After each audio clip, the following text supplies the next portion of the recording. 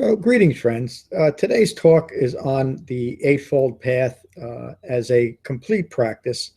Um, the uh, the name refers to the only path that the Buddha ever taught to develop awakening or full human maturity is the Eightfold Path.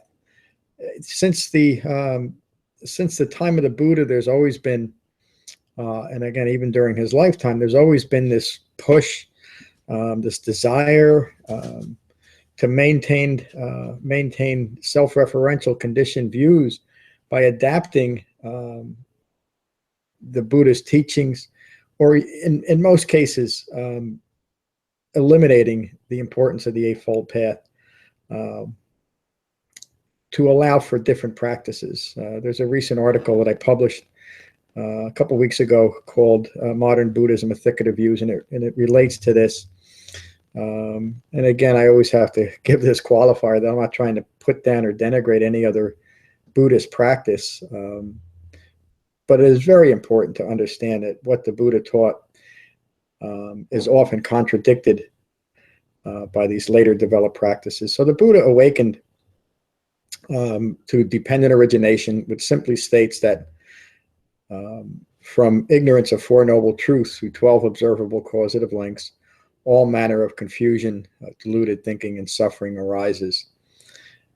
And his very first teaching was a teaching on the Four Noble Truths, which explains that, and it gives the solution to the problem of ongoing, disappointing, unsatisfactory experiences, in a word, dukkha. So let me read from the article. The article's on the website. It's the featured article this week. And I'll start with just a quote from the Buddha. The non-doing of any evil, the performance of what's skillful, the cleansing of one's mind, this is the teaching of the awakened one. And I'm sure that many of you have heard that, even used by later developed schools that then do not practice the path that the Buddha taught to cleanse one's mind. And a lot of times other practices are introduced, such as meditation only, or from the mind only school, originally called the Yogacara school, which is what most modern Zen schools have developed from. Focus there is only on meditation, and usually a hybridized type of meditation too. But again, meditation is only one factor of the Eightfold Path, and when you're practicing only meditation, what usually happens, and I've seen this over and over again, if you're only meditating without the framework of the Eightfold Path, you're likely just going to more deeply condition your own conditioned mind, because you don't have a reference for recognizing conditioned thinking. That's the sole reason why the Buddha taught an Eightfold Path, and I'll touch on that in a little bit. And then there's other practices that are taught, a lot of different ritualistic ways of developing a so-called Buddhist practice. And the end result is that these will somehow develop concentration or single-pointed concentration, or will somehow cleanse the mind. And maybe that's true, but they're simply not. It's not a path that the Buddha taught. The purpose of Buddhist practice is to awaken to the true nature of reality, the true nature of mind. Within the complexity and distractions of modern life, a pure jewel of liberation and freedom from stress and suffering exists unencumbered and free of embellishment, as when it was first presented over 2,600 years ago. When the Buddha began teaching the Four Noble Truths a few weeks after his awakening, he offered this gift of complete liberation and freedom from stress and suffering, with the singular requirement, and the word he often used was ehepasiko, which means come and see for yourself. And people have even used that term, somehow saying, well, the Buddha meant for us to pick and choose and develop our own Dhamma practice and discard what we don't like. And of course, nothing's further from the truth. He spent 45 years of his life teaching a singular practice and a complete practice of the Eightfold Path, and he never taught anything else. And he used that term, excuse me, ehepasiko, to say that if you want to experience the Dhamma, you have to actually develop it yourself. The Dhamma is not a set of beliefs to be imposed on an individual. There is no goal other than the extinguishing of all conditioned thinking born of ignorance. The Dhamma is a framework for experiencing directly a calm and peaceful mind free of clinging. The Dhamma is not meant to be applied fractionally, again, meaning to take this, something that we prefer to practice, which would usually end up supporting our conditioned mind, rather than doing or engaging in any practice that would have us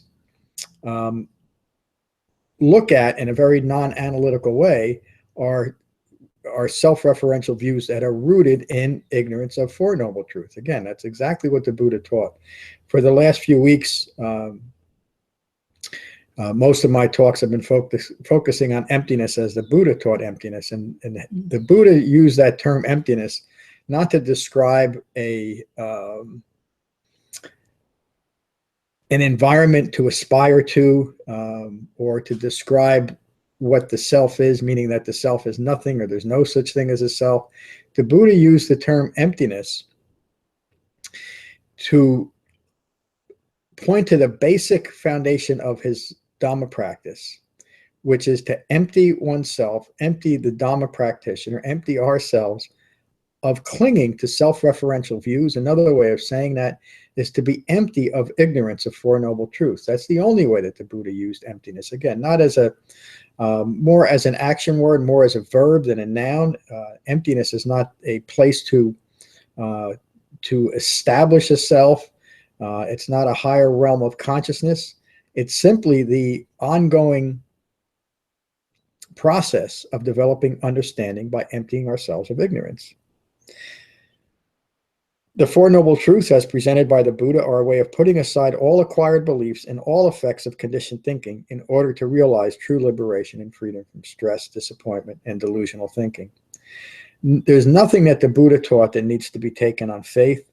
There's no aspect of conditioned thinking that is to be avoided. In other words, we bring all of our self-referential views, all of our clinging views, all of our views that are rooted in ignorance, that through 12 observable causative links lead to suffering. We bring all of that into our Dhamma practice. And the reason why I'm emphasizing it that way, that we bring it all into our Dhamma practice, is that especially initially, but even during Dhamma practice, we can start judging ourselves harshly when we start realizing the choices and the views we've made rooted in ignorance, and we take that personally.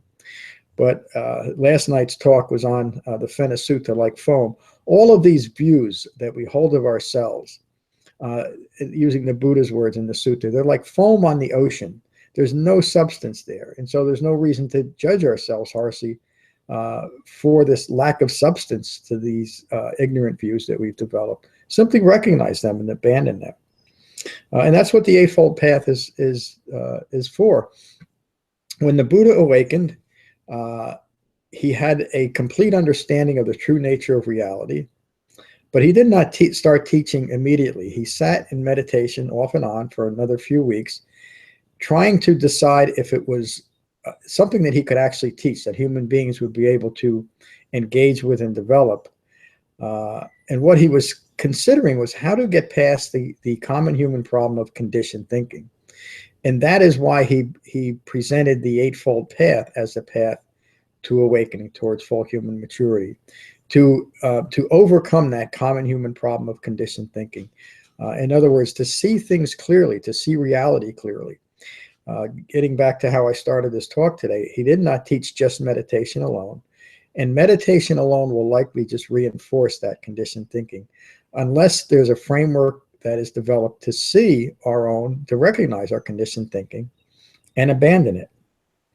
The Eightfold Path is characterized as a path of virtue, concentration, and wisdom, and all three factors are equally important in practicing the Dhamma.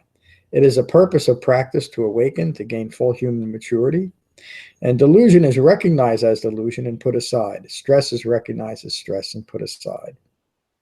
Emotional upsets are recognized as emotional upsets, no matter their individual severity or persistence, and put aside. Clinging to impermanent objects, events, ideas, and views is recognized and put aside. All discursive and delusional thinking is recognized and put aside. And again, this is what the Eightfold Path is is developed for us, so we can recognize all these views rooted in ignorance.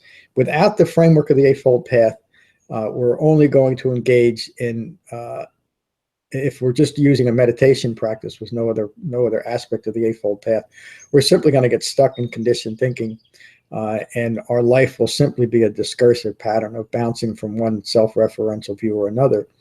Or if we engage in the rituals and practices of later developed Buddhism as a substitute for actually developing the Eightfold Path, will lead nowhere. We might develop a measure of a calm mind that can't possibly last, simply because we'll have a focus on something. We're using other practices such as chanting or some other types of adapted breath work, or maybe ritualistic bowing. And in some cases, people substitute body-based practices such as yoga and as their primary practice, and consider that as being a Buddhist practice. Of course, it's not. And again, I'm not putting down yoga. It's important to recognize that yoga is something that the Buddha didn't teach. It's something that's rooted in the Vedas, which the Buddha rejected. And it's just a contradictory practice. Mind states or conditioned reactions to previous events are recognized and put aside. This is not to avoid issues, but to bring into awareness the underlying cause of conditioned mind. There is no value in analyzing mental constructs within conditioned mind for the purpose of understanding our actions or reactions or our motivating intentions. Recognition and renunciation is enough and most effective in achieving awakening. What I'm referring to there, there's no benefit to getting into analyzing where these conditioned thought constructs arise, and dependent origination and understanding of dependent origination shows that very clearly, that any mental fabrication, any perception, any clinging thought or clinging thought construct is rooted in ignorance, and it's enough to know that. Beyond ignorance, the only thing we can be analyzing then is further is analyzing fabrications that are rooted in ignorance. And so you can see the discursiveness in that. Analyzing anything rooted in ignorance can only refer back to ignorance and can only continue ignorance. Again, this is something that the Buddha awakened to, and what is one of the most profound teachings. Most of modern Buddhism, and certainly modern pop psychology, is so enamored with analyzing the root cause of things, but they never get to that point of recognizing that the root cause is ignorance. And so the Buddha taught Four Noble Truths to dispel ignorance and to develop wisdom where there once was ignorance. Excuse me.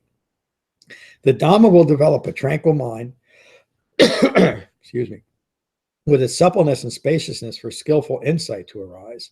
Skillful insight is insight which does not create more confusion and discursive thinking. Again, and I'm referring to overanalyzing things, or using meditation as an insight practice.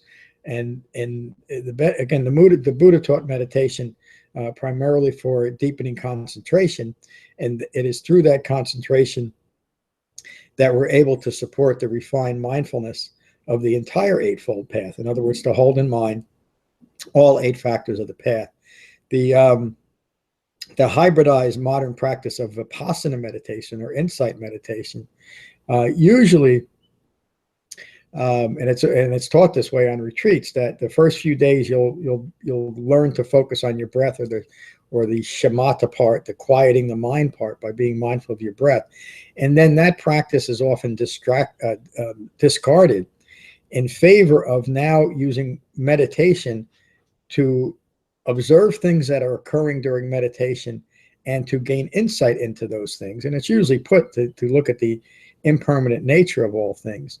But that invariably becomes a very analytical practice where concentration is not developed. In fact, deepening concentration is avoided.